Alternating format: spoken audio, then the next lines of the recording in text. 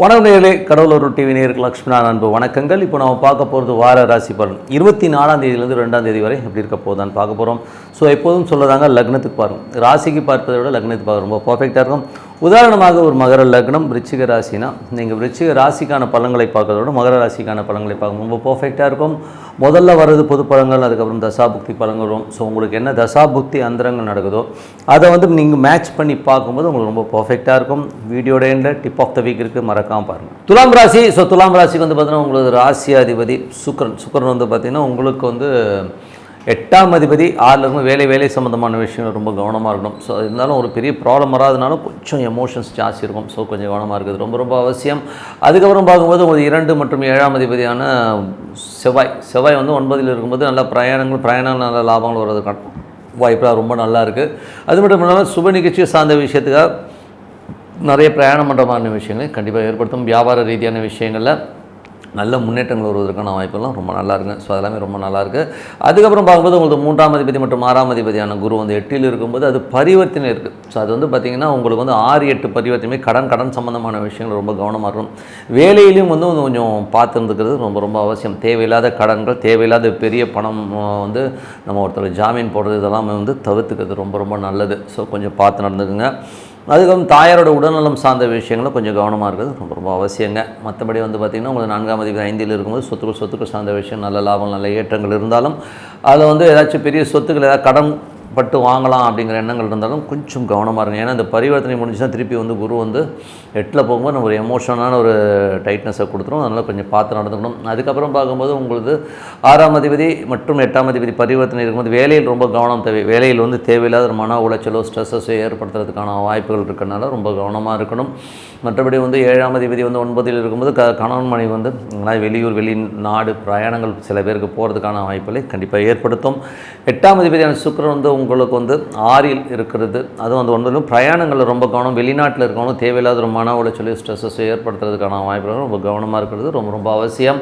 அதுக்கப்புறம் பார்க்கும்போது உங்களுடைய 10ஆம் அதிபதியான சந்திரன். ஸோ 10ஆம் அதிபதியான சந்திரன் பார்த்திங்கன்னா உங்களுக்கு என்ன மாதிரி விஷயங்களை ஏற்படுத்தணும் போது நல்ல விஷயங்கள், நல்ல ஏற்றங்கள், நல்ல பிரயாணங்கள், நல்ல ஒரு ரியல் எஸ்டேட் துறையிலலாம் நல்ல லாபங்கள் வர்றதுக்கான வாய்ப்பெல்லாம் ரொம்ப நல்லாயிருக்கு. புதிய ஒப்பந்தங்கள் கையெழுத்தாகிறதுக்கான வாய்ப்புகளும் நல்லாயிருக்கு. 9ஆம் அதிபதி. ஸோ 9ஆம் அதிபதி புதனும் பார்த்திங்கன்னா உங்களுக்கு 5ல் இருக்கும்போது ஆன்மீக சுற்றுலா போகிறதுக்கான வாய்ப்புகளை கண்டிப்பாக இருக்கும். ஆன்மீகம் சம்மந்தமான விஷயம் ரொம்ப சிறப்பாக இருக்கும்.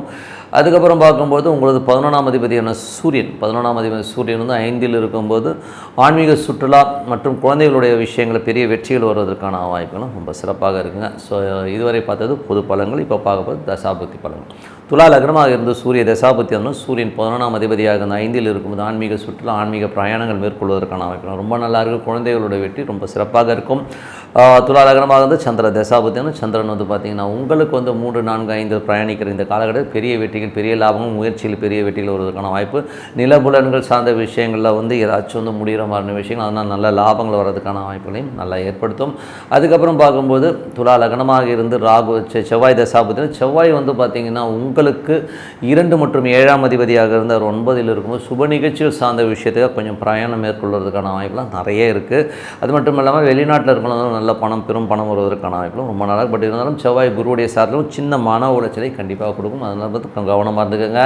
அதுக்கப்புறம் பார்க்கும்போது ஒரு 3, 6ஆம் அதிபதி அதாவது துலா லக்னமாக இருந்து ராகு தசாபுத்தி இருந்தாலும் ராகு பார்த்திங்கன்னா உங்களுக்கு 6ல் இருக்கார். 6ல் இருந்து சனியுடைய சார்பிலும் குழந்தைகளுக்காக நிறைய செலவு பண்ணுறமான விஷயங்களை கண்டிப்பாக ஏற்படுத்தும். வேலையில் கொஞ்சம் வேலை பலுக்கள் அதிகமாக இருக்கிறதுக்கான வாய்ப்புகளை கண்டிப்பாக ஏற்படுத்துங்க. ஸோ கொஞ்சம் பார்த்து நடந்துக்கணும். மற்றபடி குழந்தைகள் கொஞ்சம் எமோட்டாக பேசுகிற மாதிரி விஷயங்களும் கொஞ்சம் இருக்கும். ஸோ அதெல்லாம் கொஞ்சம் அட்ஜஸ்ட் பண்ணி போகிறது ரொம்ப நல்லது. துலா லக்னமாக குரு தேசாவது குரு 8ல் இருக்கார். அது 6-8 பரிவர்த்தனை மீது கடன் சம்பந்தமான விஷயம் ரொம்ப கவனம் தேவை. வேலையில் ரொம்ப பார்த்து நடந்துக்குங்க. ஸோ கொஞ்சம் எமோட்டாக விஷயம் கொஞ்சம் பார்த்து நடந்துக்கு ரொம்ப நல்லது. அதுக்கப்புறம் துலா லக்னமாக இருந்து சனி தசாபுத்தினா சனி பார்த்திங்கன்னா உங்களுக்கு இருக்கிறது 5ல் இருக்கார். ஸோ 5ஆம் அதிபதி உங்களுக்கு இப்போ 6ல் குருவுடைய சாரத்தில் இருக்கும்போது குழந்தைகளோட வளர்ச்சி ரொம்ப நல்லாயிருக்கும். குழந்தைகள் அடுத்த கட்டத்தில் மூவ் ஆகிறதுக்கான வாய்ப்பெல்லாம் ரொம்ப நல்லா இருக்குங்க. ஆன்மீகம் சம்மந்தமான விஷயம் சிறப்பான விஷயங்களை கண்டிப்பாக ஏற்படுத்தும். அதுக்கப்புறம் துலா லக்னமாக புதன் தசாபுத்தின்னு புதன் பார்த்திங்கன்னா உங்களுக்கு 9 மற்றும் 12ஆம் அதிபதியாக இருந்து அவர் 5ல் இருக்கும்போது ஆன்மீக சுற்றுலா போகிறதுக்கான வாய்ப்புகள் சில பேருக்கு ஏற்படுத்தும். மற்றபடி தந்தை சார்ந்த உறவுகள் ரொம்ப சிறப்பாக இருப்பதற்கான வாய்ப்பு. வேலையில் மட்டும் வேலை பலுக்கள் அதிகமாக இருக்கிறதுக்கான வாய்ப்புகள் இருக்கும். கொஞ்சம் அலைச்சல்கள் ஜாஸ்தி இருக்கிறதுக்கான வாய்ப்புகளை கண்டிப்பாக ஏற்படுத்துங்க. ஸோ துலா லக்னமாக வந்து கேது தசாபுத்தினா கேது வந்து 12லேருந்து சூரியனுடைய சாரத்தில் இருக்கும்போது நல்ல லாபம் நல்ல ஏற்றங்கள் வருவதற்கான வாய்ப்பாக இருக்கும். சில பேருக்கு வந்து ஆன்மீக சுற்றுலா ஆன்மீகம் சம்மந்தமான விஷயங்கள் ஈடுபாடுகள் அதிகமாக இருக்கும். மெடிடேஷன் சாண்டிங் பண்ணுறதுனா ரொம்ப நல்லதுங்க. ஸோ துலா லக்னமாக வந்து சுக்கிர தசாபுத்தினா சுக்கிரன் வந்து பார்த்திங்கன்னா 6ஆம் இடத்துல உச்சமாக இருக்கிறாங்க. ஸோ இதில் வந்து பார்த்திங்கன்னா 6-8 பரிவர்த்தனை வேலையில் ரொம்ப கவனம் தேவை. கடன் சம்மந்தமான விஷயங்கள் வந்து அகலக்கால் வைக்காமல் இருக்கிறது ரொம்ப ரொம்ப நல்லது. கொஞ்சம் பார்த்து நடந்துக்குங்க.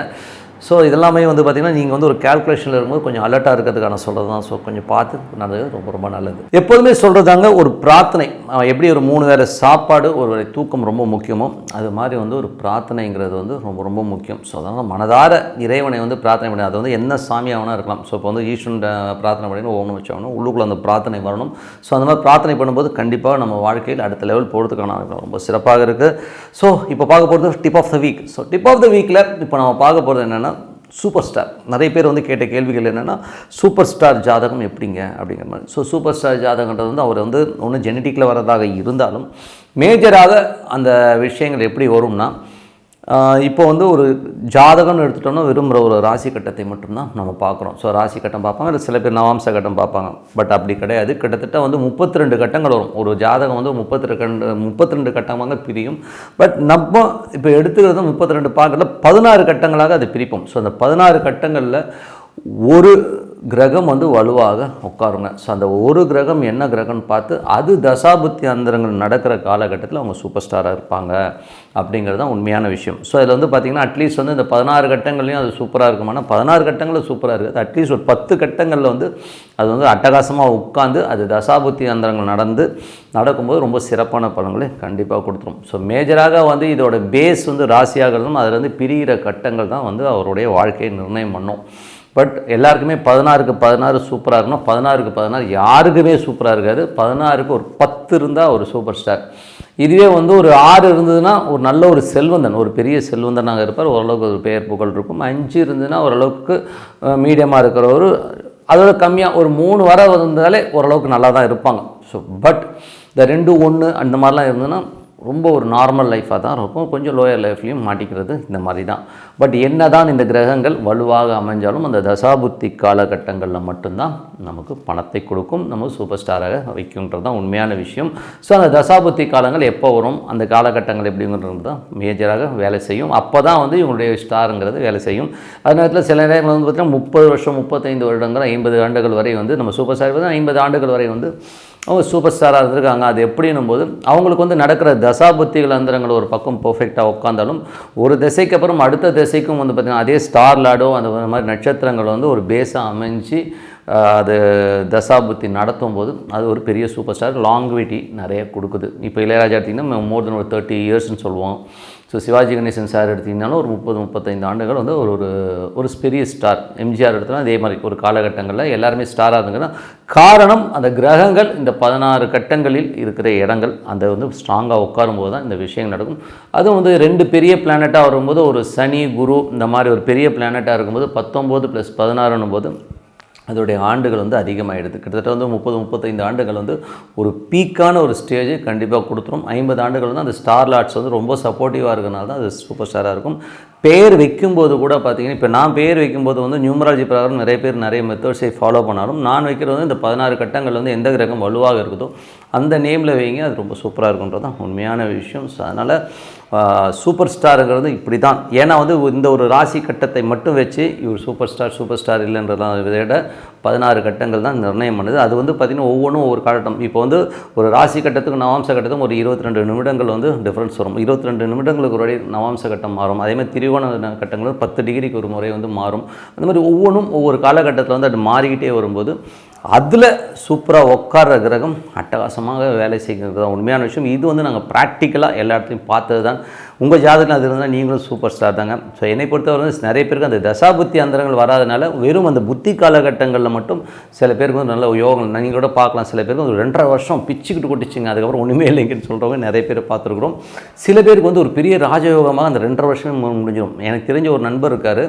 அவருக்கு வந்து ஒரு தசாபுக்தியில் வெறும் அவர் சம்பாதிச்சதும் இந்த 2.5 வருஷம் தான்.